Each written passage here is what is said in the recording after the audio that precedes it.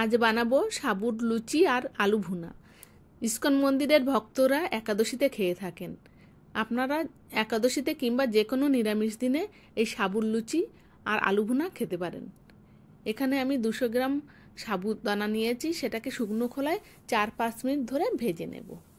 ভাজার পরে দেখবেন আগের তুলনায় একটু সাদা হয়ে যাবে।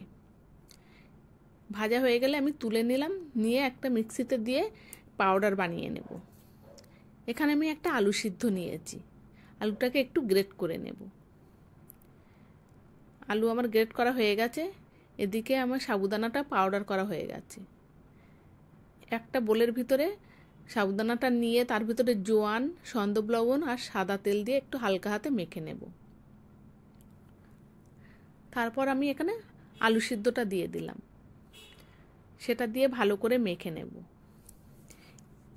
এবার আমি অল্প অল্প জল দিয়ে একটা ডো বানিয়ে নেব। ডোটা একটু নরম করে মাখতে হবে। এবার আমি এখানে 10-15 মিনিট ঢেকে রেখে দেবো আলাদা। কড়াইতে আমি সাদা তেল দিলাম আর একটু পাঁচফোড়ন দিলাম, আর কাঁচা লঙ্কা সেটা কুচিয়ে ফোড়ন দিয়েছি। আর একটু আলু সিদ্ধ দিয়ে ভালো করে আমি নেড়ে নেব।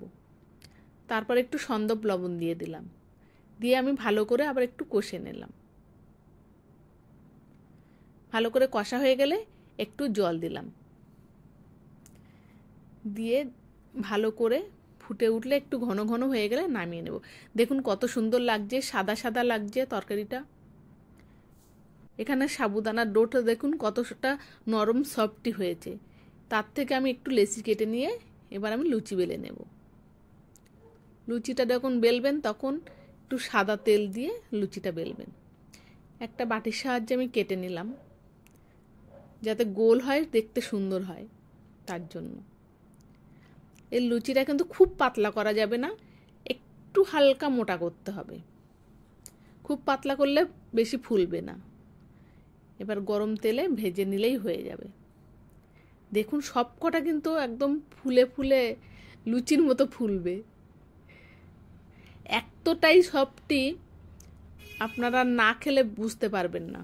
এখানে আলু দেওয়ার জন্য লুচিটা একদম নরম হবে, আর প্রত্যেকটা লুচি ফুলবে।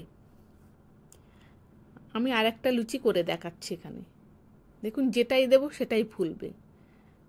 আর এই লুচিটা সাদা হয় যদি গ্যাসে ভাজা হয়। আমি এখানে কাঠে তৈরি করছি তো তার জন্য তেলটা বেশি গরম হয়ে যাচ্ছে, লাল হয়ে যাচ্ছে। আপনারা গ্যাসে করে দেখবেন পুরো সাদা হবে লুচিটা। দেখলেন তো কত সুন্দর সব ফুলছে লুচিগুলো। খেতেও অতটাই টেস্টি, দেখতে যেমন ভালো লাগছে। শুধু নিরামিষ দিনে কেন, আপনারা জলখাবারেও ওটা একদিন রাখতে পারেন। একদিন অবশ্যই বাড়িতে বানিয়ে দেখবেন কতটা সুন্দর লাগে এই রেসিপিটা। রেসিপিটি ভালো লাগলে লাইক, শেয়ার, কমেন্ট করবেন। সবাই ভালো থাকবেন, সুস্থ থাকবেন। দেখা হবে পরের রেসিপিতে।